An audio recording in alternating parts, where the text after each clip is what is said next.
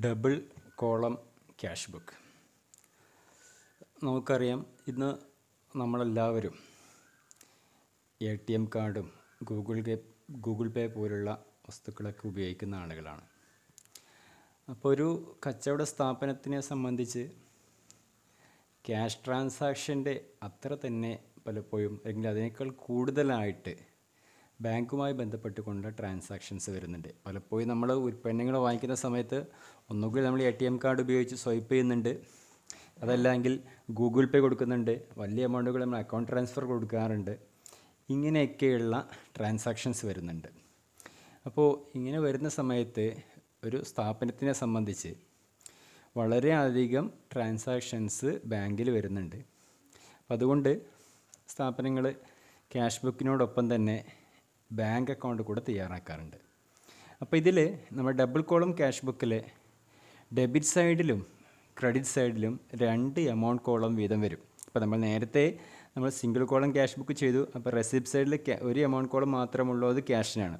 അതുപോലെ തന്നെ പേയ്മെൻറ്റ് സൈഡിലും ഒരു എമൗണ്ട് കോളം ഉള്ളൂ, അതും ക്യാഷിനായിരുന്നു. ഇനി ഡബിൾ കോളം ക്യാഷ് ബുക്ക് ആകുന്ന സമയത്ത് റെസിപ്റ്റ് സൈഡിൽ 2 എമൗണ്ട് കോളം ഉണ്ടായിരിക്കും, ഒന്ന് ക്യാഷ് മറ്റൊന്ന് ബാങ്ക്. അതേപോലെ തന്നെ പേയ്മെൻറ്റ് സൈഡിലും 2 എമൗണ്ട് കോളം ഉണ്ടായിരിക്കും, അത് ക്യാഷും ബാങ്കും. ഇനി ഇത് ചെയ്യുമ്പോൾ ശ്രദ്ധിക്കേണ്ട കുറച്ച് കാര്യങ്ങളുണ്ട്. നമ്മൾ സാധാരണ ക്യാഷിന് എപ്പോഴും ഡെബിറ്റ് ബാലൻസ് ആയിരിക്കും, ഓപ്പണിംഗ് ബാലൻസിയുടെ ബാലൻസ് ബ്രോഡ് ഡൗൺ എന്ന് പറഞ്ഞ് ഇവിടെ നമ്മൾ സംഖ്യ എഴുതും. അതേസമയം ബാങ്കിൽ ബിസിനസ്മെൻ സാധാരണ ഓപ്പൺ ചെയ്യുന്ന ബാങ്ക് അക്കൗണ്ടാണ് കറൻറ്റ് അക്കൗണ്ട്. നമ്മളൊക്കെ സാധാരണ സേവിങ്സ് ബാങ്ക് അക്കൗണ്ട് എടുക്കും, കൂടുതൽ പണമുള്ളവർ ഡെപ്പോസിറ്റ് ചെയ്യാണ്, ഫിക്സഡ് ഡെപ്പോസിറ്റ് എടുക്കാറുണ്ട്. പക്ഷേ ബിസിനസ്മെൻ ഓപ്പൺ ചെയ്യുന്ന അക്കൗണ്ടാണ് എന്ത്, കറൻറ്റ് അക്കൗണ്ട്. ഈ കറൻറ്റ് അക്കൗണ്ടിൻ്റെ പ്രത്യേകത, അതിൽ ബിസിനസ്മെൻ അത്യാവശ്യം വരുന്ന സമയത്ത് ഡെപ്പോസിറ്റ് ചെയ്തതിനേക്കാൾ കൂടുതൽ പണം പിൻവലിക്കാൻ പറ്റും. അതായത് അദ്ദേഹത്തിൻ്റെ അക്കൗണ്ടിൽ 15,000 രൂപയാണുള്ളത്, പെട്ടെന്നൊരു 18,000 രൂപ അദ്ദേഹത്തിന് പേയ്മെൻറ്റ് ചെയ്യാനുണ്ടെങ്കിൽ അധിക തുക അദ്ദേഹത്തിന് അതിൽ നിന്ന് 15,000-നേക്കാൾ കൂടുതൽ ആവശ്യമുള്ള 18,000 രൂപ വേണമെങ്കിൽ പിൻവലിക്കാൻ പറ്റും. ഇങ്ങനെ അധികം പിൻവലിച്ചാൽ അക്കൗണ്ടിൽ മൈനസ് ബാലൻസ് ആവും. ഇങ്ങനെയുള്ള അവസ്ഥയെ പറയുന്ന പേരാണ് ഓവർ ഡ്രാഫ്റ്റ് എന്ന് പറയും. അപ്പോൾ അതിൽ ക്രെഡിറ്റ് ബാലൻസ് ഉണ്ടാവുക. സാധാരണ പിന്നെ ക്യാഷിനൊക്കെ ഡെബിറ്റ് ബാലൻസ് മാത്രമേ ഉണ്ടാവുള്ളൂ. അങ്ങനെ പിന്നെ ബാങ്കിൽ എന്താവാം, ഡെപ്പോസിറ്റ് ചെയ്തതിനേക്കാൾ കൂടുതൽ തുക പിൻവലിക്കാൻ പറ്റും. ഈ ഒരു സാഹചര്യത്തിന് പറയുന്ന പേരാണ് ഓവർ ഡ്രാഫ്റ്റ് എന്ന്. അപ്പോൾ നമ്മൾ ക്യാഷ് ബുക്കിൽ നമ്മൾ സാധാരണ ബാലൻസ് എഴുതുമ്പോൾ ബാലൻസ് ബ്രോഡ് എന്ന് പറഞ്ഞ ഡെബിറ്റ് സൈഡിലാണ് എഴുതുക. ഇനി ബാങ്കിൻ്റെ കേസിൽ അത് ഡെബിറ്റ് ബാലൻസോ ക്രെഡിറ്റ് ബാലൻസോ ആവും. സാധാരണ ബാലൻസ് എന്ന് പറഞ്ഞ സംഖ്യ നമ്മൾ ഇവിടെ എഴുതും. ഇനി ഓവർ ഡ്രാഫ്റ്റ് ആണെങ്കിൽ ഇവിടെയും നമ്മൾ ബാലൻസ് ബ്രോഡ് ഡൗൺ എന്ന് പറഞ്ഞ് എഴുതിയിട്ട് ബാങ്കിൻ്റെ കോളത്തിൽ ആ സംഖ്യ എഴുതി വെക്കും. അപ്പോൾ അങ്ങനെയുള്ള ഒരു സാഹചര്യം കൂടെ ഉണ്ട് നമ്മൾ ഡബിൾ കോളം ക്യാഷ് ബുക്കുമായി ബന്ധപ്പെട്ടുകൊണ്ട് ചെയ്യുന്ന സമയത്ത്. അതേപോലെ നമുക്ക് കോൺട്രാ എൻട്രി എന്നുള്ള ഒരു സംഭവമുണ്ട്. അപ്പോൾ ഇതിൽ ക്യാഷിൻ്റെ കോളവും ബാങ്കിൻ്റെ കോളവും ഇവിടെ തന്നെയുണ്ട്. ഇനി ചില കേസിൽ നമ്മൾ ബാങ്കിൽ കൊണ്ടുപോയിട്ട് ക്യാഷ് ഡെപ്പോസിറ്റ് ചെയ്യുന്ന സമയത്ത് അതിന് ഡെബിറ്റും ക്രെഡിറ്റും ഈ അക്കൗണ്ടിൽ തന്നെ വരും. അപ്പോൾ 2 സൈഡിലും ആ ട്രാൻസാക്ഷൻ വരും. 2 സൈഡിലും ഒരേ ട്രാൻസാക്ഷൻ്റെ പിന്നെ 2 ഇഫക്റ്റും ഒരേ അക്കൗണ്ടിൽ തന്നെ റെക്കോർഡ് ചെയ്യുന്നുണ്ടെങ്കിൽ ആ ട്രാൻസാക്ഷൻ പറയുന്ന പേരാണ് കോൺട്രാ എൻട്രി എന്ന് പറയും. Transactions which are recorded on the both sides of the cash book are called contra entry. ഒരു ട്രാൻസാക്ഷൻ്റെ ഒരു എൻട്രിയുടെ 2 ആസ്പെക്റ്റുകളും transactions recorded on the both sides of the cash book. Cash ബുക്കിൻ്റെ 2 സൈഡിലും ഒരു ട്രാൻസാക്ഷൻ രേഖപ്പെടുത്തുന്നുണ്ടെങ്കിൽ അതിന് പറയുന്ന പേരാണ് കോൺട്രാ എൻട്രി എന്ന് പറയും. അത് നമുക്ക് ഇതിൽ വരുന്നുണ്ട്, നമുക്ക് അത് ചെയ്യാൻ പറ്റും. ഇപ്പോൾ ഉദാഹരണത്തിന് നമ്മൾ ക്യാഷ് ബാങ്ക് അക്കൗണ്ടിൽ ഡെപ്പോസിറ്റ് ചെയ്യുമ്പോൾ ക്യാഷ് കുറയും. അപ്പോൾ ക്യാഷിന് ആ സംഖ്യ ക്രെഡിറ്റ് കോളത്തിൽ എഴുതേണ്ടി വരും. അപ്പോൾ നമ്മൾ ക്യാഷ് ബാങ്ക് അക്കൗണ്ടിൽ ഡെപ്പോസിറ്റ് ചെയ്ത് സൂചിപ്പിച്ചിട്ട് ക്യാഷിൻ്റെ കോളത്തിൽ ആ സംഖ്യ എഴുതി വെക്കും. അതേപോലെ തന്നെ ഈ സംഖ്യ ബാങ്കിൽ കൂടുന്നുണ്ട്, അപ്പോൾ ഡെബിറ്റ് സൈഡിൽ ബാങ്കിൻ്റെ കോളത്തിൽ ആ സംഖ്യ എഴുതി വെക്കേണ്ടി വരും. ക്യാഷായിട്ട് വന്നതെന്ന് അറിയുന്നതിന് വേണ്ടി ക്യാഷ് എഴുതി വെക്കും. അങ്ങനെയുള്ള ട്രാൻസാക്ഷൻ പറയുന്ന പേരാണ് കോൺട്രാ എൻട്രി. പിന്നെ ഇത് നമുക്കറിയാം, ക്യാഷ് ബുക്ക് ഒരേ സമയം തന്നെ ജേണലുമാണ് ലെഡ്ജറുമാണ്.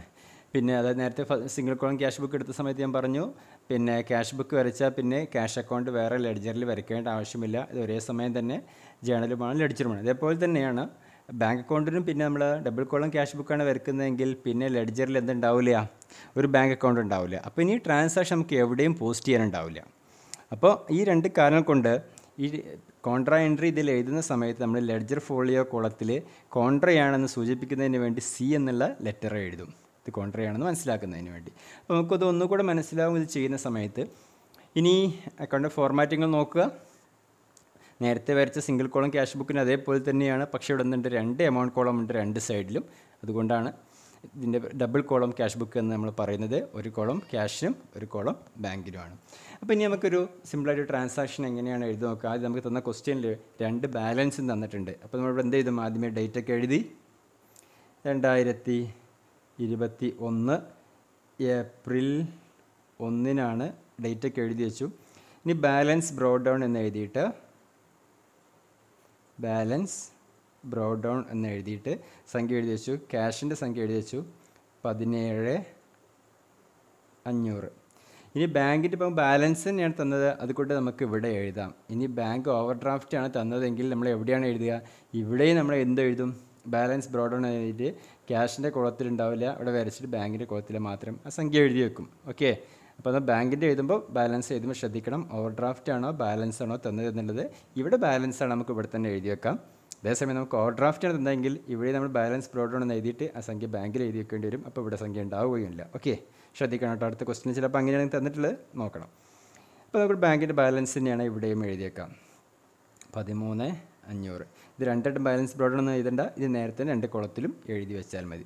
ഇനി ഓരോ ട്രാൻസാക്ഷൻസും കൊടുക്കുന്ന സമയത്ത് പേയ്മെൻറ്റ് വരുമ്പോൾ അത് ബാങ്കിൽ നിന്നാണ് കൊടുത്തത് ക്യാഷ് ആയിട്ടാണ് കൊടുത്തത് നോക്കണം.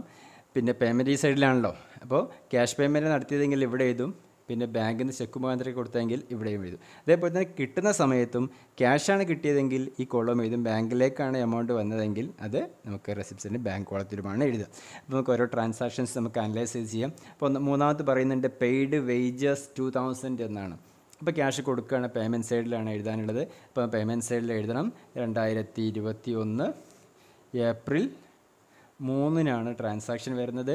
വേജസ് എന്ന് എഴുതി, ക്യാഷാണ് കൊടുക്കുന്നത്. പെയ്ഡ് വേജസ് ഒന്നും പറയാതിരുന്നാൽ ക്യാഷാണ് കൊടുത്തിട്ടുള്ളത്. Cash paid wages in cash എന്ന് പറയേണ്ട ആവശ്യമില്ല. ചെക്കാണെങ്കിൽ പ്രത്യേകമായിട്ട് ബാങ്കിൽ നിന്നാണ് കൊടുത്തതെങ്കിൽ പ്രത്യേകമായിട്ട് പറഞ്ഞിട്ടുണ്ടായിരിക്കും. ഇനി അടുത്തത് ക്യാഷ് സെയിൽസാണ്. ക്യാഷിന് വിറ്റു, അപ്പോൾ ക്യാഷിൻ്റെ കുളത്ത് തന്നെയാണ്. സെയിൽസാണ്, ഇങ്ങോട്ടേക്ക് ക്യാഷ് കിട്ടുകയാണ്. അപ്പോൾ നമ്മൾ എവിടെ എഴുതണം? ഈ സൈഡ് റെസിപ്റ്റ് സൈഡിൽ എഴുതണം. നമ്മൾ ഡേറ്റ് എഴുതി, സെയിൽസ് എന്ന് എഴുതി, സംഖ്യ എഴുതി വെച്ചു 7,000. ഓക്കെ, ഇതൊക്കെ നേരത്തെ ചെയ്ത് അതേപോലെ തന്നെയാണ്. ഇനി ചെക്ക് റിസീവ്ഡ് ഫ്രം റോഷൻ എന്നാണ് പറയുന്നത്. റോഷൻ എന്നുള്ള ആൾക്ക് അതിന് ചെക്ക് കിട്ടി. ഈ ചെക്ക് കിട്ടിയിട്ടുണ്ടെങ്കിൽ നമ്മൾ കണക്കാക്കേണ്ടത് ക്യാഷ് കിട്ടിയതായിട്ടാണ് കണക്കാക്കേണ്ടത്. ഈ ചെക്ക് ബാങ്ക് കൊണ്ടുപോയി ഡെപ്പോസിറ്റ് ചെയ്യുമ്പോഴാണ് സംഖ്യ ബാങ്കിലേക്ക് എത്തുന്നത്. ആ സമയത്ത് മാത്രമാണ് നമ്മൾ സംഖ്യ നമ്മൾ ബാങ്കിൽ രേഖപ്പെടുത്തുന്നത്. ഇപ്പോൾ ചെക്ക് കിട്ടിയാൽ നമ്മൾ കണക്കാക്കേണ്ടത് എന്താണ്? ക്യാഷ് കിട്ടിയതായിട്ടാണ് കണക്കാക്കേണ്ടത്. ഈ ചെക്ക് ബാങ്ക് കൊണ്ടുപോയി ഡെപ്പോസിറ്റ് ചെയ്യുന്ന സമയത്താണ് അതെന്താവുന്നത്? ആ സംഖ്യ ബാങ്കിലെത്തുന്നത്. അപ്പോഴാണ് നമ്മൾ ബാങ്കിലേക്ക് ആ സംഖ്യ ഡെബിറ്റ് ചെയ്യുക. ഓക്കെ, അപ്പോൾ ചെക്ക് കിട്ടിയാൽ ഓർത്ത് നോക്കുക, അടിവരയിട്ട് ഓർത്ത് നോക്കുക. ചെക്ക് റിസീവ് ചെയ്ത് കഴിഞ്ഞാൽ അതിന് ക്യാഷ് കിട്ടിയതായിട്ടാണ് കണക്കാക്കേണ്ടത്. അപ്പോൾ റെസിപ്റ്റാണ്, റെസിപ്റ്റ് സൈഡിൽ എഴുതി, ഡേറ്റ് എഴുതി, ആരുടെ അടുത്താണ് കിട്ടിയുള്ളത്? റോഷൻ്റെ അടുത്തു നിന്നാണ്. റോഷൻ എന്നെഴുതി, സംഖ്യ എഴുതി വെച്ചു. എത്രയാണ്? 10,000 രൂപ. ക്യാഷാണ്, നമ്മൾ ആ കോളത്തിൽ എഴുതി വെച്ചു 10,000 രൂപ. ഓക്കെ, ഇനി അടുത്തത് ക്യാഷ് ഡെപ്പോസിറ്റഡ് ഇൻറ്റു ബാങ്ക്. ഇത് നമ്മൾ നേരത്തെ പറഞ്ഞ കോൺട്രാ എൻട്രിയാണ്. Cash deposited into bank. അപ്പോൾ ട്രാൻസാക്ഷൻ നമുക്കറിയാം, ബാങ്കിൽ കൂടും, ബാങ്കിനെ ഡെബിറ്റ് ചെയ്യും, bank account debtor to cash, അങ്ങനെയൊക്കെയാണ്. അപ്പോൾ നമുക്ക് അത്രയും ചിന്തിക്കേണ്ട. ഞാൻ റൂൾസ് അറിഞ്ഞില്ലെങ്കിൽ ഇവിടെ നമുക്ക് എഴുതാൻ പറ്റും, ബാങ്കിൽ കൂടുകയാണ്. ഇത് ഇങ്ങോട്ടേക്ക് വരുന്ന അക്കൗണ്ട് കൂടുന്നതും ഇത് ക്യാഷ് പോകുന്ന കുറയുന്ന സൈഡുമാണ്. അപ്പോൾ ബാങ്കിലേക്ക് ക്യാഷ് ഡെപ്പോസിറ്റ് ചെയ്യുമ്പോൾ ക്യാഷിൽ കുറയുകയും ചെയ്യും, ബാങ്കിൽ കൂടുകയും ചെയ്യും. അപ്പോൾ നമ്മൾ കൂടുന്ന സൈഡിൽ ആദ്യം എഴുതിയേക്കാം, നമുക്ക് ബാങ്കിൽ ആ സംഖ്യ കൂടുകയാണ്. അപ്പോൾ ആദ്യം എമൗണ്ട് കോൺട്രാ എൻട്രി വരുമ്പോഴേ തെറ്റാതിരിക്കാൻ ആദ്യം എമൗണ്ട് കോളത്തിൽ എഴുതുക, ബാങ്കിലാണ് പൈസ കൂടുന്നത്. അപ്പോൾ നമ്മൾ ബാങ്കിൽ ആ സംഖ്യ എഴുതി വെച്ചു. എത്രയാണ്? 5,000 ആണ് ബാങ്കിൽ ഡെപ്പോസിറ്റ് ചെയ്തത്. ഓക്കെ, 5,000 ആണ് ഇവിടെ ക്യാഷ് ഡെപ്പോസിറ്റ് ഉണ്ട്, ബാങ്ക് 5,000 ആണ്. ആ 5,000 നമ്മൾ എഴുതി വെച്ചു. ഇത് ബാങ്കിൽ എഴുതി കഴിഞ്ഞാൽ ഇത് നേരെ നമ്മൾ എഴുതേണ്ടത് എന്താണ്? ക്യാഷാണ്, ഓപ്പോസിറ്റ് പേരാണ് നമ്മൾ എഴുതേണ്ടത്. ഓക്കെ, തെറ്റാതിരിക്കാനുള്ള മാർഗ്ഗമാണ് കേട്ടോ. ബാങ്കിൽ പൈസ കൂടി, അപ്പോൾ ഇത് കൂടുന്ന സൈഡ് ബാങ്കിലെ സംഖ്യ നമ്മൾ എഴുതി. ബാങ്കിൽ ആ സംഖ്യ എഴുതിയാൽ നേരെ എഴുതേണ്ടത് എന്താണ്? ഓപ്പോസിറ്റ് അക്കൗണ്ട് ക്യാഷ് ചെയ്യുന്നത്. ക്യാഷിലാണ് എഴുതിയില്ലെങ്കിൽ എന്തായിരിക്കും? ഇവിടെ ബാങ്കുമായിരിക്കും വരിക. പിന്നെ ഇവിടെ ഡേറ്റ് എഴുതണം. എന്നാണ് ഡെപ്പോസിറ്റ് ചെയ്യുന്നത്? 7th ആ ഡേറ്റ് എഴുതി. ഇനി ഇവിടെ കോൺട്രയാണെന്ന് മനസ്സിലാക്കുന്നതിന് വേണ്ടി എന്ത് വേണം? സി എന്നുള്ള ലെറ്റർ സൂചിപ്പിക്കണം. അപ്പോൾ ബാങ്കിൽ കൂടി. ഇനി ക്യാഷ് നമ്മുടെ മേശയിൽ കുറഞ്ഞിട്ടുണ്ട്, ക്യാഷ് കുറഞ്ഞിട്ടുണ്ട്. അപ്പോൾ അത് എവിടെ എഴുതണം? ക്യാഷ് കുറഞ്ഞത് നമ്മൾ പേയ്മെൻറ്റ് സൈഡ് എഴുതണം. ബാങ്ക് കൊണ്ട് പേയ്മെൻറ്റ് നടത്തിയതാണ്, അപ്പോൾ ആ സംഖ്യ എവിടെ എഴുതണം? അപ്പോൾ ക്യാഷിൻ്റെ കുളത്തിൽ 5,000 രൂപ ബാങ്കിൽ ഡെപ്പോസിറ്റ് ചെയ്തത് എഴുതി, ക്യാഷ് കുറച്ച് എഴുതി. ഇനി ക്യാഷിൻ്റെ കോളത്തിൽ എഴുതി കഴിഞ്ഞാൽ ഇവിടെ നമ്മൾ എന്തായിരിക്കും വരിക? ഓപ്പോസിറ്റുള്ള പേരാണ് വരിക. എന്താണത്? ബാങ്ക് എന്ന് എഴുതണം. ഇവിടെയും നമ്മൾ സി എന്നുള്ള ലെറ്റർ എഴുതണം, ഇവിടെയും നമ്മൾ ഡേറ്റ് എഴുതണം. ഓക്കെ, അപ്പോൾ ഇങ്ങനെയാണ് ഒരു കോൺട്രാ എൻട്രി പോസ്റ്റ് ചെയ്യുക. ഓക്കെ, ബാങ്കിൽ കൂടി ബാങ്കിൻ്റെ കോളത്തിൽ എഴുതി, അപ്പോൾ സി എന്നുള്ള ലെറ്റർ സൂചിപ്പിക്കാൻ എഴുതി. ബാങ്കിൻ്റെ കോളത്തിൽ എഴുതിയാൽ ഓപ്പോസിറ്റ് എഴുതേണ്ട എന്താ, ഓപ്പോസിറ്റ് അക്കൗണ്ടിൻ്റെ പേരാണ് എവിടെ എഴുതേണ്ടത്, പർട്ടിക്കുലർ കോളത്തിൽ എഴുതേണ്ടത്, ഡേറ്റ് എഴുതണം. ഇനി ഈ സംഖ്യ കുറഞ്ഞു, ക്യാഷ് കുറഞ്ഞിട്ടുണ്ട്, അപ്പോൾ നമ്മൾ പേയ്മെൻറ്റ് സൈഡിൽ ക്യാഷ് കുറഞ്ഞത് പേയ്മെൻറ്റ് സൈഡിൽ എഴുതണം. അത് ക്യാഷിൻ്റെ കോളത്തിൽ എഴുതി. ക്യാഷിൻ്റെ കോളത്തിൽ എഴുതി കഴിഞ്ഞാൽ നേരെ എഴുതേണ്ടത് എന്താണ്, ബാങ്ക് എന്നാണ് എഴുതേണ്ടത്. അതേപോലെ നമ്മൾ എന്ത് ചെയ്യണം, കോൺട്രയാണ് സൂചിപ്പിക്കുന്നതിന് വേണ്ടി സി എന്ന ലെറ്റർ ഇടണം, ഡേറ്റ് ഇടണം. ഇത്രയും കാര്യങ്ങളാണ് എന്തിന് ശ്രദ്ധിക്കാനുള്ളത്, കോൺട്രാ എൻട്രിക്ക് ശ്രദ്ധിക്കാനുള്ളത്, തെറ്റിക്കരുത്. ഓക്കെ, ഇനി അടുത്ത് പറയുന്നത് സെയിം ഡേറ്റ് തന്നെയാണ്. Purchased goods and paid by cheque എന്നാണ്. ഗുഡ്സ് വാങ്ങിയിട്ട് ചെക്ക് കൊടുത്തു എന്നാണ്. അപ്പോൾ പേയ്മെൻ്റ് ആണ്, കൊടുക്കുകയാണ് ക്യാഷ്. അപ്പോൾ എവിടെ വരും, ഈ സൈഡിൽ വരുന്നുണ്ട്. ഡേറ്റ് സെയിം തന്നെയാണ്, 7th തന്നെയാണ്. അപ്പോൾ ഡിറ്റോ മാർക്ക് കിട്ടും. ഞാൻ ഗുഡ്സ് വാങ്ങുമ്പോൾ എന്താ എഴുതുക, പർച്ചേസ് എന്നാണ് എഴുതുക. ഇനി ചെക്കാണ് കൊടുത്തിരിക്കുന്നത്, അപ്പോൾ ക്യാഷ് അല്ല കുറയുന്നത്. പണം എവിടെ നിന്നാണ് കുറയുന്നത്, ബാങ്കിൽ നിന്നാണ് കുറയുന്നത്. അതുകൊണ്ട് നമ്മൾ എന്ത് എഴുതുക, ബാങ്കിൽ ആ സംഖ്യ എഴുതുക. മനസ്സിലാവില്ലേ, നമ്മൾ ഗുഡ്സ് വാങ്ങിയിട്ട് അതിന് ചെക്കാണ് കൊടുത്തിട്ടുള്ളത്. അപ്പോൾ ക്യാഷ് അല്ല കുറയുന്നത്, പൈസ എവിടെ നിന്നാണ് കുറയുന്നത്, ബാങ്കിൽ നിന്നാണ് കുറയുന്നത്. അതുകൊണ്ട് നമ്മൾ എന്ത് ചെയ്തു, ബാങ്കിൻ്റെ കോളത്തിലാണ് സംഖ്യ എഴുതേണ്ടത്. ഇവിടെ പേയ്മെൻറ്റ്, പർച്ചേസിൻ്റെ പേയ്മെൻ്റ് ആണ്, ഇവിടെ പേയ്മെൻറ്റ് സൈഡിൽ നമ്മൾ എഴുതി. ഓക്കെ, ഇതിന് പേയ്മെൻറ്റ് സൈഡിൽ എഴുതി. ഇനി എമൗണ്ട് കോളം ഏതാണെന്ന് അറിയുന്നത്, ഞാൻ ചെക്ക് കൊടുത്തുകൊണ്ട് കുറയുന്നത് ബാങ്കിൽ നിന്നാണ്. അതുകൊണ്ട് സംഖ്യ നമ്മൾ ബാങ്കിൻ്റെ കോളത്തിൽ എഴുതി. ഇനി അടുത്തൊരു ട്രാൻസാക്ഷൻ ഉണ്ട്, സാധാരണ വരുന്ന ഒന്നാണ്. അപ്പോൾ നേരത്തെ ഞാൻ പറഞ്ഞു, ചെക്ക് കിട്ടുന്ന സമയത്ത് ക്യാഷ് കിട്ടിയതായിട്ടാണ് കണക്കാക്കുക. ഇനി ചെക്ക് ബാങ്കിൽ കൊണ്ടുപോയി ഡെപ്പോസിറ്റ് ചെയ്യുമ്പോൾ ക്യാഷ് ബാങ്കിൽ കൊണ്ടുപോയി ഡെപ്പോസിറ്റ് ചെയ്യുന്ന പോലെയാണ്, അതൊരു കോൺട്രാ എൻട്രിയാണ്. ചെക്ക് നമുക്ക് കിട്ടുമ്പോൾ ക്യാഷ് കിട്ടിയതായിട്ട് കണക്കാക്കുക. ഈ ചെക്ക് മറ്റൊരു ദിവസം കൂടി ഡെപ്പോസിറ്റ് ചെയ്യുമ്പോൾ ഏതുപോലെ കണക്കാക്കുക, ക്യാഷ് ബാങ്കിൽ കൊണ്ടുപോയിട്ട് ഡെപ്പോസിറ്റ് ചെയ്യുന്ന പോലെ നമ്മൾ കണക്കാക്കണം. അപ്പോൾ പറയുന്നത് 8-ാം തീയതിയാണ്. Roshan's cheque deposited into bank എന്നാണ്. ബാങ്കിൽ കൂടി ആ സംഖ്യ നമ്മൾ ഇവിടെ എഴുതി വെച്ചു. എമൗണ്ട് തന്നിട്ടില്ല, അത് എന്തുകൊണ്ടാണ്, റോഷൻ്റെ എമൗണ്ട് എത്ര നേരത്തെ ഇവിടെ തന്നിട്ടുണ്ട്. അപ്പോൾ ആ 10,000 രൂപ ഇവിടെ റോഷൻ ചെക്കിൻ്റെ വില അതാ ഇവിടെ ഉണ്ടല്ലോ, ഇവിടെ ഉണ്ട്, നേരത്തെ ഉണ്ട്. ആ 10,000 രൂപ എഴുതി വെച്ചു. ബാങ്കിൽ എഴുതിയത് കൊണ്ട് ഇവിടെ എന്ത് എഴുതി, ക്യാഷ് എന്ന് എഴുതി. പിന്നെ പർട്ടിക്കുലർ കോളത്തിൽ ക്യാഷ് എന്ന് എഴുതി, സൂചിപ്പിക്കുന്നതിന് വേണ്ടി സി എന്ന് എഴുതി. ഈ ഡേറ്റ് എന്നാണ് ഡെപ്പോസിറ്റ് ചെയ്യുന്നത്, 8-ാം തീയതിയാണ്, 8 എന്നുള്ളത് എഴുതി. ഇനി സംഖ്യ നേരത്തെ ചെയ്ത പോലെ തന്നെ ക്യാഷ് കുറഞ്ഞിട്ടുണ്ട്, അത് എവിടെയും എഴുതണം, ഇവിടെയും എഴുതണം. ക്യാഷിൻ്റെ കോളത്തിൽ 10,000 രൂപ അല്ലേ, ആ 10,000 രൂപ എഴുതി. ഇവിടെ സി എന്നിട്ടു, ക്യാഷിൻ്റെ കോളത്തിൽ എഴുതിയോണ്ട് ഇവിടെ ബാങ്ക് എന്നിട്ടു, ഡേറ്റ് എഴുതി 8-ാം തീയതി. ഓക്കെ, ഇനി അടുത്ത transaction withdrew cash for personal use എന്നാണ് അർത്ഥമാക്കുന്നത്. വിഡ്രൂ എന്ന് പറഞ്ഞാൽ ബാങ്കിൽ നിന്ന് പിൻവലിക്കുക എന്നുള്ളത് കണക്കാക്കണ്ട. ആ സെൻറ്റൻസിൻ്റെ അർത്ഥം ഇത്രയേ ഉള്ളൂ, സ്വകാര്യ ഉപയോഗത്തിന് വേണ്ടി സ്ഥാപനത്തിൽ നിന്ന് പണം പിൻവലിച്ചു എന്നാണ്. വിഡ്രൂ പിൻവലിച്ചു എന്ന് അർത്ഥമാക്കുന്നുള്ളൂ. ക്യാഷ് ഫോർ പേഴ്സണൽ യൂസ് എന്ന് വെച്ചാൽ ഈ ഉടമസ്ഥൻ സ്ഥാപനത്തിൽ നിന്ന് അദ്ദേഹത്തിൻ്റെ സ്വകാര്യ ആവശ്യത്തിന് ക്യാഷ് എടുത്തുകൊണ്ട് പോയതാണ്. അപ്പോൾ ക്യാഷ് കുറഞ്ഞു, ക്യാഷാണ് കുറഞ്ഞത്. അല്ല വിഡ്രൂ എന്ന് വെച്ചാൽ ബാങ്കിൽ നിന്ന് പിൻവലിച്ചു എന്ന് അർത്ഥമല്ല. അങ്ങനെയെങ്കിൽ എന്തെന്നെ പറയും, ഇങ്ങനത്തെ ഡബിൾ കോളം ക്യാഷ് ബുക്ക് ആണെങ്കിൽ വിഡ്രൂ ക്യാഷ് ഫ്രം ബാങ്ക് എന്ന് തന്നെ പറയും. Withdrew cash for personal use എന്ന് എഴുതി പറഞ്ഞാൽ എഴുതേണ്ടത് ക്യാഷിൻ്റെ കോളത്തിലാണ്. വിഡ്രൂ ക്യാഷ് ഫ്രം ബാങ്ക് എന്നാണ് പറയുന്നതെങ്കിൽ ഇത് എഴുതേണ്ടത് എവിടെയുമാണ്, ബാങ്കിൻ്റെ കോളത്തിലുമാണ്. ഓക്കെ, ശ്രദ്ധിക്കണം.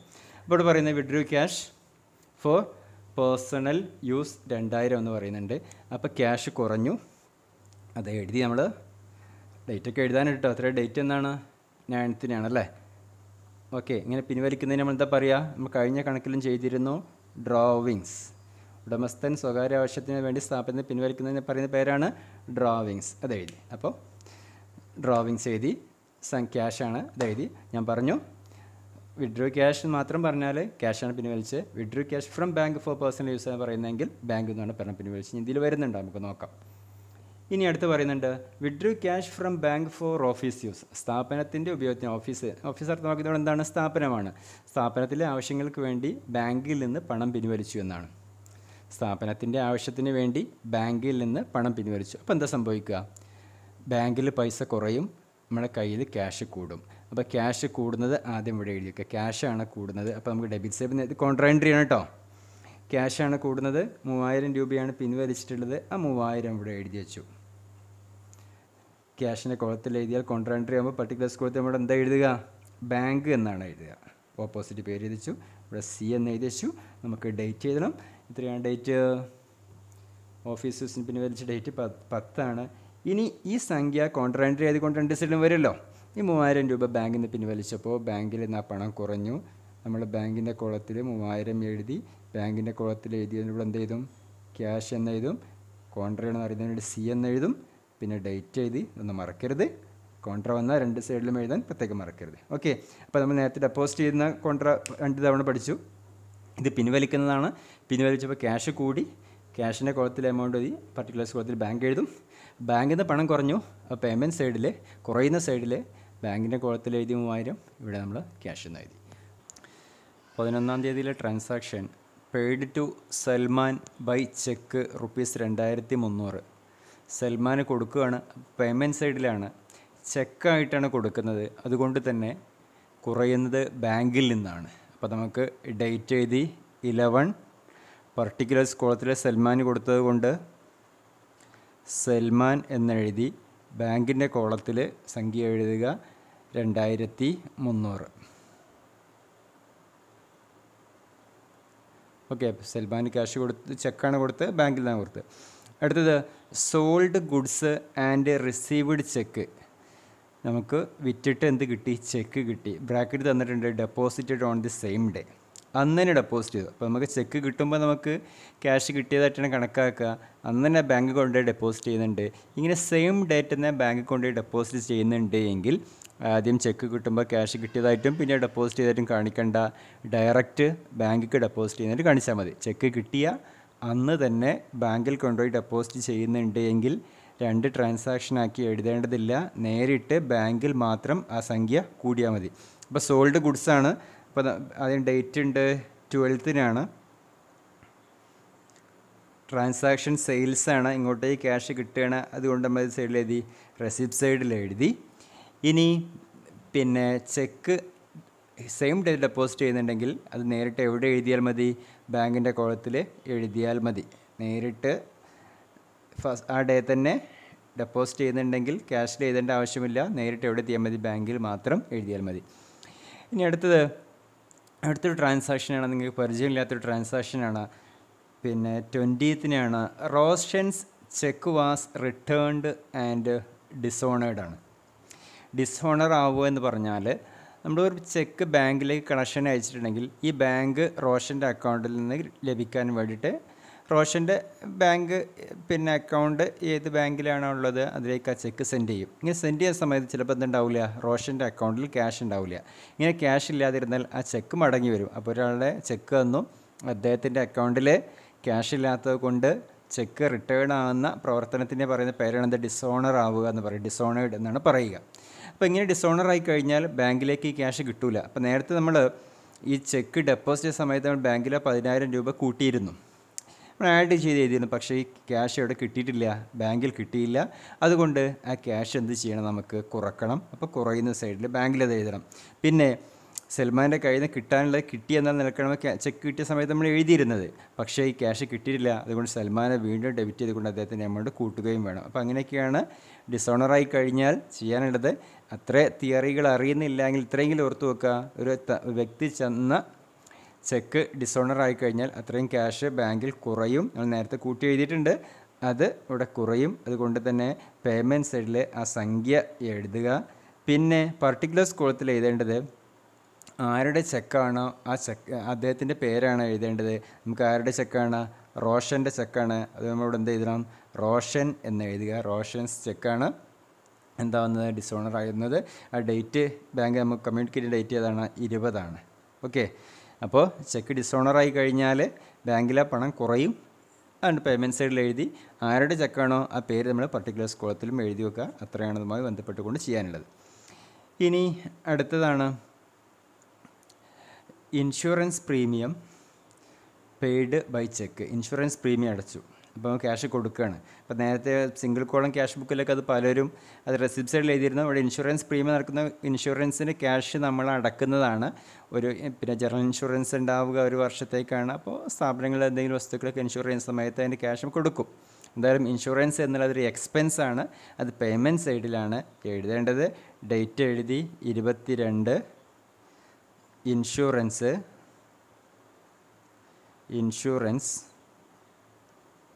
ഇൻഷുറൻസ് എന്ന് എഴുതി. പിന്നെ ചെക്ക് മുഖാന്തരമാണ് കൊടുത്തിട്ടുള്ളത്, അതുകൊണ്ട് ക്യാഷ് കുറയുന്നത് എവിടെ നിന്നാണ്?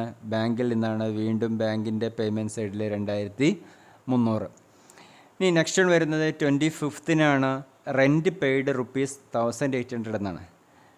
ഇപ്പോൾ എക്സ്പെൻസാണ്, ക്യാഷ് കൊടുക്കുകയാണ്, വാടക കൊടുത്തതാണ്, നമ്മൾ ക്യാഷ് കുറയുകയാണ്. നമ്മൾ പേയ്മെൻറ്റ് സൈഡിൽ എഴുതി 25 ഐറ്റം റെൻറ്റ്. ഇത് ചെക്കൊന്നുമല്ല, അതുകൊണ്ട് ക്യാഷാണ് കുറയുന്നത്. ക്യാഷിൻ്റെ കുളത്തിൽ എഴുതി 1800. Next bank charges was debited in the passbook. നമ്മുടെ അക്കൗണ്ട് ഉപയോഗിക്കുന്ന സമയത്ത് ബാങ്ക് പലപ്പോഴും നമ്മുടെ കയ്യിൽ നിന്ന് പല ചാർജുകൾ ഈടാക്കാറുണ്ട്. ATM കാർഡിൻ്റെ ചാർജ് ഈടാക്കും, അതേപോലെ തന്നെ മിനിമം ബാലൻസിൻ്റെ ചാർജ്, അതേപോലെ ചെക്ക് കളക്ഷൻ അയച്ചാൽ അതിൻ്റെ ചാർജ്, അങ്ങനെ പല സമയത്തും ബാങ്ക് നമ്മുടെ കയ്യിൽ നിന്ന് പണം ഈടാക്കാറുണ്ട്. ഇങ്ങനെ ചാർജ് ഈടാക്കിയിട്ട് നമ്മുടെ അക്കൗണ്ടിൽ നിന്ന് ആ ക്യാഷ് കുറയും. അപ്പോൾ ബാങ്ക് നമ്മുടെ കയ്യിൽ നിന്ന് ചാർജ് ഈടാക്കുന്ന സമയത്ത് ആ ക്യാഷ് കുറയും. അപ്പോൾ ബാങ്ക് ചാർജ് എന്നുള്ള ബാങ്കിൽ ക്യാഷ് കുറയുന്നൊരു സംഭവമാണ്. അതുകൊണ്ട് ഏത് സൈഡിൽ എഴുതണം? പേയ്മെൻറ്റ് സൈഡിൽ എഴുതണം. അതിൻ്റെ പേര് നമ്മൾ എന്താ എഴുതുക? ബാങ്ക് ചാർജസ് എന്ന് എഴുതി, ബാങ്ക് ചാർജസ് എന്ന് എഴുതി. ഡേറ്റ് എന്നാണ് പറയുന്നത്? 30ാം. ഇനി അതായത് അടുത്ത ട്രാൻസാക്ഷന് സെയിം ഡേറ്റിൽ തന്നെ ബാങ്ക് നമുക്ക് എന്ത് നൽകുന്നുണ്ട്? ഡെപ്പോസിറ്റിന് മുകളിൽ ഇൻട്രസ്റ്റ് നൽകുന്നുണ്ട്, പലിശ നൽകുന്നുണ്ട്. ഇങ്ങനെ പലിശ കിട്ടിക്കഴിഞ്ഞാൽ നമ്മുടെ അക്കൗണ്ടിൽ എന്ത് ചെയ്യും? ക്യാഷ് വർദ്ധിക്കും. ക്യാഷ് വർദ്ധിക്കുന്നത് കൊണ്ട് ഏത് സൈഡിൽ നമ്മൾ റെസിപ്റ്റ് സൈഡിൽ എഴുതും. പിന്നെ ഡേറ്റ് വരുന്നത് 30ാം. ഇൻട്രസ്റ്റ് എന്ന് എഴുതുക, ഇൻട്രസ്റ്റ് കിട്ടിയതാണ്, ഇൻട്രസ്റ്റ് എന്ന് എഴുതി. എത്രയാണ് രൂപ ലഭിക്കുന്നത്? നമുക്ക് 100 രൂപയാണ് ലഭിക്കുന്നത്. അത് എഴുതി വെച്ചു. ഇപ്പോൾ നമ്മുടെ എല്ലാ ട്രാൻസാക്ഷൻസും നമ്മൾ എഴുതി കഴിഞ്ഞിട്ടുണ്ട്. ഒന്നുകൂടി ചെക്ക് ചെയ്യാം നമുക്ക്. ആദ്യം നമുക്ക് ബാലൻസ് ഉണ്ട് 17,000, അത് എഴുതി. അടുത്തത് പിന്നെ പെയ്ഡ് വേജസ് എഴുതിയിട്ടുണ്ട്. ദെൻ ക്യാഷ് സെയിൽസ് എഴുതി, ക്യാഷ് സെയിൽസ് എഴുതിയിട്ടുണ്ട്. അടുത്തത് എന്താണ് പറയുന്നത്? ചെക്ക് റിസീവ്ഡ് ഫ്രം റോഷനാണ്, അത് എഴുതിയിട്ടുണ്ട്. ദെൻ ക്യാഷ് ഡെപ്പോസിറ്റ് ഉണ്ട്, ബാങ്കാണ്. കോൺട്രാൻട്രി ആയിട്ട് നമ്മൾ രണ്ട് സൈഡിലും എഴുതി വെച്ചിട്ടുണ്ട്. ബാങ്കിൽ കൂടി ക്യാഷിൽ കുറഞ്ഞിട്ടുണ്ട്. ദെൻ അടുത്തത് purchased goods and paid by ചെക്കാണ്. പർച്ചേസ് ബാങ്കിൻ്റെ കുളത്തിൽ എഴുതിയിട്ടുണ്ട്. ദെൻ അടുത്ത റോഷൻസ് ചെക്ക് ഡെപ്പോസിറ്റ് ചെയ്തതാണ്, അത് കോൺട്രാ എൻട്രി ആണ്. വീണ്ടും നമ്മൾ ബാങ്കിലെ ക്യാഷ് കൂടി അതേപോലെ തന്നെ ക്യാഷിൽ നിന്ന് കുറയുകയും ചെയ്തിട്ടുണ്ട്, സൂചിപ്പിച്ച് എഴുതിയിട്ടുണ്ട്. ദെൻ അടുത്തത് വരുന്നത് വിഡ്രൂ ക്യാഷ് ഫോർ പേഴ്സണൽ യൂസാണ്. അപ്പം എന്ത് പറഞ്ഞിട്ടാണ് എഴുതുക? ഡ്രോവിങ്സ് എന്ന് പറഞ്ഞിട്ടാണ് നമ്മൾ എഴുതുന്നത്. അടുത്തത് withdrew cash from bank for office യൂസാണ്. ബാങ്കിൽ നിന്ന് സ്ഥാപനത്തിലെ ആവശ്യത്തിന് വേണ്ടി ക്യാഷ് പിൻവലിച്ചാണ്. ക്യാഷ് കൂടി, അതുകൊണ്ട് ഇവിടെ നമ്മൾ എഴുതി 3000 എന്ന് എഴുതിയൊരു സംഖ്യ. കോൺട്രാൻട്രി നേരത്തെ പറഞ്ഞു തന്നിരുന്നു, ഓപ്പോസിറ്റ് ആയിട്ടുള്ള പേരാണ് എഴുതേണ്ടത്. പിന്നെ ക്യാഷിൻ്റെ കുളത്തിൽ എഴുതിയപ്പോൾ അവിടെ എന്ത് ചെയ്തു? നമ്മൾ ബാങ്ക് എന്നുള്ളത് നമ്മൾ എഴുതും. ഓക്കെ, ഇവിടെ നമ്മൾ ചെയ്തിട്ടുണ്ട്. ഇനി അടുത്തത് വരുന്നത് paid to Salman by cheque. ഇവിടെ സൽമാൻ എന്ന് എഴുതി, ചെക്കാണ് കൊടുത്തിട്ട് ബാങ്കിലാണ് കുറഞ്ഞ സംഖ്യ എഴുതിയിട്ടുണ്ട്. ദെൻ അടുത്തെന്താണ്? Sold goods and received cheque and deposit same day. അപ്പോൾ സെയിൽസ് എന്ന് എഴുതി, സെയിം ഡേയിലായതുകൊണ്ട് നേരിട്ട് ഇവിടെ മാത്രം എഴുതിയാൽ മതി. ബാങ്കിൽ ചെക്ക് കിട്ടി അന്ന് തന്നെ ഡെപ്പോസിറ്റ് ചെയ്യുന്നുണ്ടെങ്കിൽ സംഖ്യ ബാങ്കിൽ മാത്രം എഴുതിയാൽ മതി, ശ്രദ്ധിക്കുക. അടുത്ത റോഷൻ്റെ ചെക്ക് ഡിസോണർ ആയതാണ്, ബാങ്കിൽ ക്യാഷ് കുറഞ്ഞു, റോഷൻ്റെ പേരിൽ അത് എഴുതിയിട്ടുണ്ട്. ദെൻ അടുത്തത് ഇൻഷുറൻസ് പ്രീമിയം അടച്ചതാണ്, ചെക്ക് മുഖാന്തരം അടിച്ചുകൊണ്ട് ബാങ്കിലാണ് കുറഞ്ഞത്. അടുത്തത് റെൻ്റ് അടച്ചു, ക്യാഷാണ്. പിന്നീട് അടുത്ത് വരുന്ന രണ്ട് ട്രാൻസാക്ഷൻസ് ബാങ്ക് ചാർജസും ഉണ്ട്, അതേപോലെ തന്നെ പിന്നെ ഇൻട്രസ്റ്റ് റിസീവ്ഡ് ഉണ്ട്. ഇത് നമ്മൾ എഴുതി വെച്ചു. ഇനി നമുക്ക് എന്ത് ചെയ്യണം? ഇത് ബാലൻസ് ചെയ്യണം. ബാലൻസ് ചെയ്യുന്ന സമയത്ത് നമുക്ക് ഇതാ ഇവിടെയാണ് കൂടുതലുള്ള സൈഡ്, ഇതിൻ്റെ താഴെ നമുക്കൊരു ബാലൻസ് എഴുതാനുള്ളൊരു സ്പേസ് വിട്ടിട്ട് നമ്മൾ എന്ത് ചെയ്യണം? രണ്ട് എമൗണ്ട് കോളത്തിലും വരയ്ക്കുക. ഈ വരച്ചതിൻ്റെ നേരെ ഇപ്പുറത്ത് നമ്മൾ രണ്ട് എമൗണ്ട് കോളത്തിലും നമ്മൾ വരയ്ക്കുക. ഇനി നമുക്ക് റെസിപ്റ്റ് സൈഡിലെ ക്യാഷ് കോളവും പേയ്മെൻറ്റ് സൈഡിലെ ക്യാഷ് കോളവും തമ്മിലാണ് കമ്പയർ ചെയ്യേണ്ടത്. അതേപോലെ തന്നെ റെസിപ്റ്റ് സൈഡിലെ ബാങ്ക് കോളവും പേയ്മെൻറ്റ് സൈഡിലെ ബാങ്ക് കോളവും നമ്മൾ കമ്പയർ ചെയ്യണം. അപ്പോൾ അതിനുവേണ്ടി പിന്നെ ക്യാഷ് ബുക്ക് നേരത്തെ പറഞ്ഞിരുന്നതാണ്, ക്യാഷ് അക്കൗണ്ടിൽ എപ്പോഴും നമുക്ക് ഡെബിറ്റ് ബാലൻസ് ആയിരിക്കും, ഡെബിറ്റ് സൈഡിലായിരിക്കും കൂടുതലായിട്ട് ധൈര്യമായിട്ട് എഴുതാൻ പറ്റും. പക്ഷേ ബാങ്ക് ബാലൻസ് നോക്കുന്ന സമയത്ത് രണ്ട് സൈഡ് നോക്കണം. ഓവർ ഡ്രാഫ്റ്റ് ഒക്കെ ആണെങ്കിൽ ഏത് സൈഡിലായിരിക്കും? പേയ്മെൻറ്റ് സൈഡിലായിരിക്കും കൂടുതൽ വരുന്നത്, നമ്മൾ ഡെപ്പോസിറ്റ് ചെയ്യുന്നതിനേക്കാൾ കൂടുതൽ തുക പിൻവലിച്ചിട്ടുണ്ടാവും. അപ്പോൾ ഇവിടുത്തെ സൈഡിലായിരിക്കും നമുക്ക് എഴുതേണ്ടത്. ഇവിടെ നമുക്ക് ചെക്ക് ചെയ്ത് എഴുതാം. ആദ്യം നമ്മൾ ക്യാഷിൻ്റെ കോളം ബാലൻസ് ചെയ്യാൻ പോവാണ്. നമുക്ക് ഈ സൈഡ് നോക്കുന്ന സമയത്ത് ഇതാ വരുന്നത്, അതെല്ലാം കൂട്ടിയിട്ടുണ്ടെങ്കിൽ ഇത് നിങ്ങൾ റഫായിട്ട് പുറത്ത് എവിടെയെങ്കിലും എഴുതിയേക്കാം. ഞാൻ ഇപ്പോൾ നിങ്ങൾ കാണുന്ന ഒരു സ്ഥലത്ത് ഇവിടെ എഴുതുന്നുണ്ട് താൽക്കാലികമായിട്ട്. ഇത് ആഡ് ചെയ്യുന്ന സമയത്ത് ദെൻ 3000 ദെൻ 37,500 37,500 ആണ് റെസിപ്റ്റ് സൈഡിൽ. ഇനി പേയ്മെൻറ്റ് സൈഡിൽ നോക്കാം. ക്യാഷ് കോളം മാത്രം കേട്ടോ. അപ്പോൾ നമ്മൾ ബാങ്ക് കോളം തൊട്ടിട്ടില്ല. 2007 then 17 വരുന്ന അപ്പോൾ എത്ര വരുന്നത്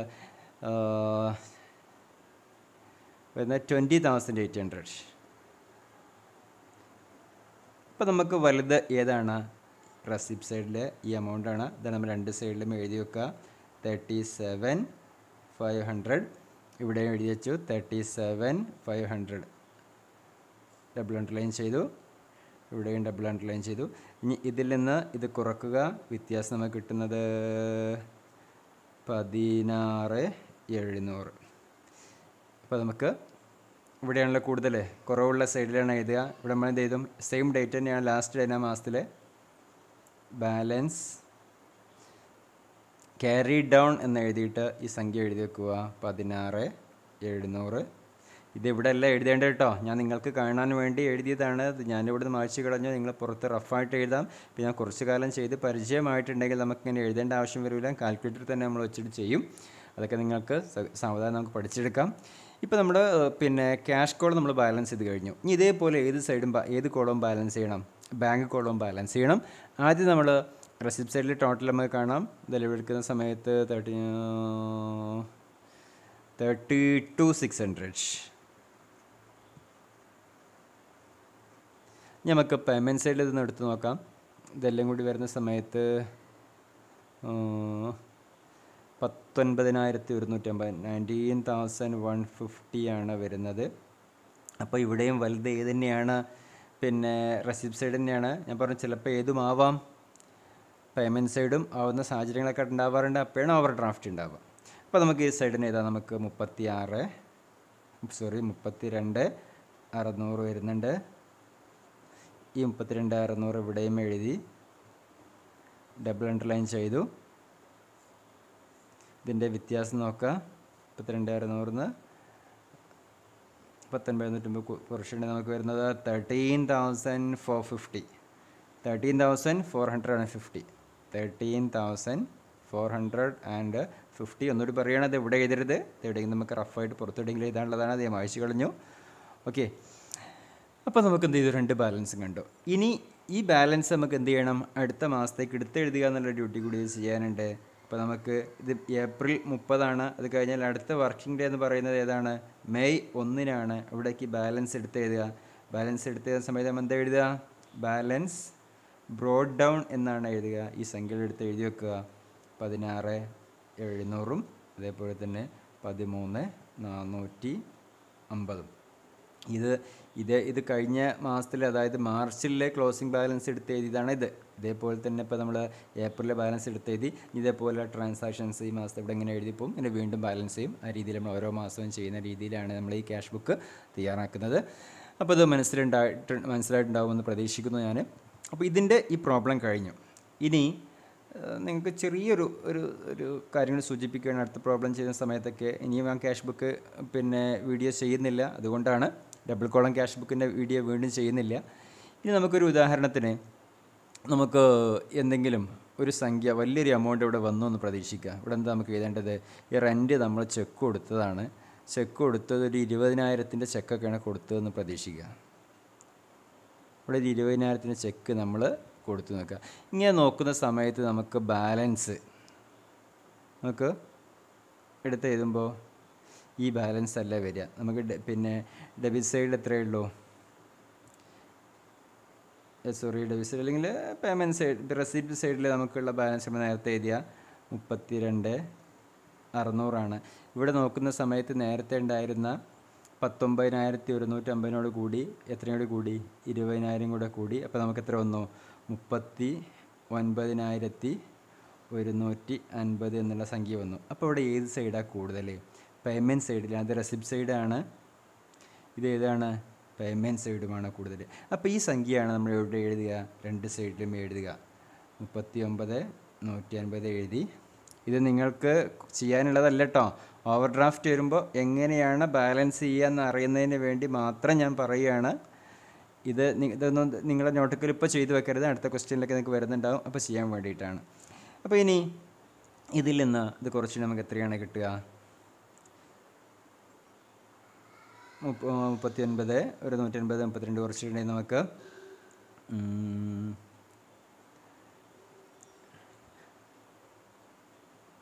6450 അങ്ങോട്ട് കിട്ടുന്നുണ്ട്. അപ്പോൾ ഈ സംഖ്യ ഇവിടെയല്ല, അപ്പോൾ ഇവിടെ നമുക്ക് ബാലൻസ് ചെയ്തിടും. ഇനി ആ ബാലൻസ് ഓവർ ഡ്രാഫ്റ്റ് ബാലൻസ് ഇവിടെ എഴുതുക.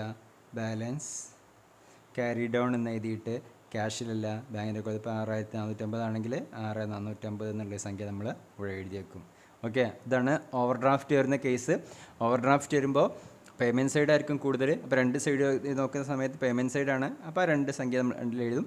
ബാലൻസ് ഇങ്ങനെ സൈഡിലും വരും. ഇത് ക്രെഡിറ്റ് ബാലൻസ് ആണ്. ഇതെന്താണ്? ഓവർ ഡ്രാഫ്റ്റ് ആണ്. ഓവർ ഡ്രാഫ്റ്റിന് ഷോർട്ടായിട്ട് നമുക്ക് ഓടി എന്നൊക്കെ പറയും കേട്ടോ. ഓവർ ഡ്രാഫ്റ്റ് ആണ്. ഇങ്ങനത്തെ ഒരു സാഹചര്യം കൂടെ ഉണ്ട്.